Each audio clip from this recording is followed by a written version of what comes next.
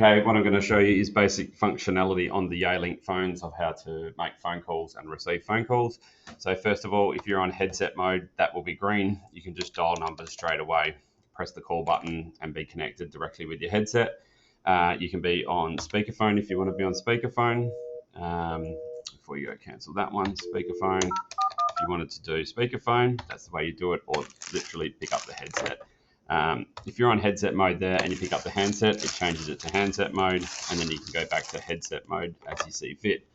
I'll just cancel there. Like you can see, these 4 dynamic buttons are changing. They will be your best friend. Anything you need to do, you'll be able to easily do from in here. If you wanted to check your history, if you wanted to go on do not disturb mode, it's very easy. Push do not disturb and then come out of do not disturb mode.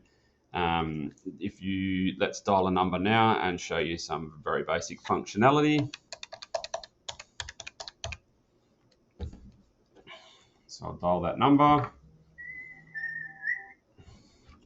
And now you actually notice these buttons change. You've got the option to transfer. So you can transfer this out to somebody within your business or even to an outside number. If you push the transfer button and dial the number, or push the button that you want to transfer to, or dial the extension number and press call. It's set up for attended transfer, so the other person on the other side will answer, and you will say, "Hey Jason, I have Phil on the line. Would you like to talk to him?" He says no. Then you can end the call with Jason again, resume that call, and say, "Phil, Jason's not available. Can I take a message or help you out?"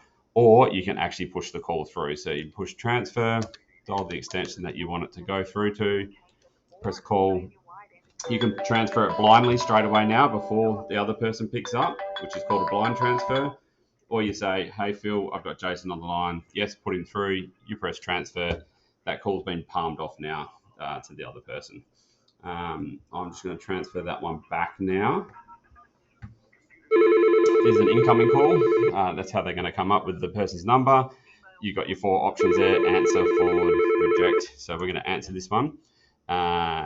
From here, I'm going to show you how to do a conference call. So press the conference button, dial the person that you want to conference into. Can either be an outside line or an inside line. It's completely up to you. Call that person. "Hey Phil, I'm going to put you on a conference call with Jason." Okay, conference. You can see the icons changed here now, and you're conferenced in with more than one person on the line. And from here, the other person can end, and you're still on the line. You'll notice that whenever I'm on a call, I'm actually attached to that phone call. You can't do much else except for functions within that one phone call on these phones. So with the IP phone system, so what you'll need to do is you'll notice at the end there's these SP1 and SP2. That's the shared parking area. What you can do is actually now put this person into shared parking. It sits there.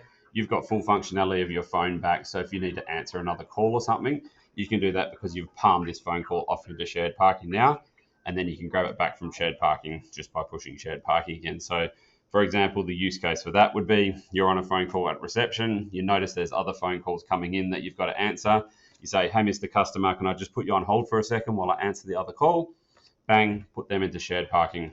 Now you've got the ability to answer the other calls. Then you can go back to them later. The other way is, let's say you don't want to be put through to a staff member who's not available right this second. You can say, "Hey Phil, I've got Jason in shared parking 1 available when you're ready." And that way, what you can do is actually use your phone again rather than being attached to that phone call waiting for the other person to be ready.